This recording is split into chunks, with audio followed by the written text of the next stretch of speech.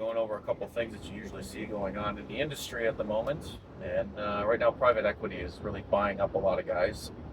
I think it's kind of a good reflection between that and the social media guys and the influencers who talk about what it takes to get into the trades. You can make all this money. There's people out there saying that you can be an electrician in 4 years.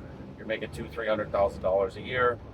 What they're not telling you is that's not realistic. You're not getting that as an employee, that's for sure, especially in 4 years. Where they're coming up with these numbers, I have no idea. With that being said, you're probably going to be making after 4 years 75, 80,000, 65,000. You really don't start to get into those numbers, at least here in the Arizona area, until over 10 years of work. You have to get into leadership roles. Nobody's just going to throw those numbers out there just because you have a pulse. As someone who hires people, you also have to prove yourself. Like I have to prove myself to customers. You have to prove yourself to the employees or to the employer.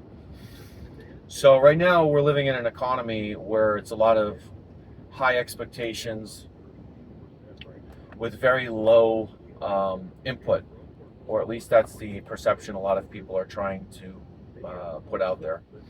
None of which is realistic at all, given the current circumstances. Things are not going to get easy, and nothing is easy. That's just part of life. That's part of the test of life. And with all that being said, I would highly recommend that if you're a young man who, come your 30s, you decide to, or in your 30s, you could have a skill set where a lot of the people you went to school with tried all these get-rich-fast schemes. Those people will not be in the same category as you. It's about the race. It's not about how fast you get to the finish line, but how you got to the finish line. Did you make it to the end of the finish line? And a lot of these people aren't. Let's say they have influencers, for instance, when they start talking about, I'm not going to beat my body up, and they'll go into like OnlyFans. There's a guy here in Arizona who does that with him and his wife, which is insane. And he says, I'm not going to beat my body, and starts blaming Jews and blah blah blah blah blah. My pushback on this stuff is here I am, I'm Jewish, and I'm not involved in any of that stuff, and I'm not going to do that to sell my soul, all for the almighty dollar. There's still such a thing as a livable, respectable wage, and that livable, respectable wage is a very important thing to maintain.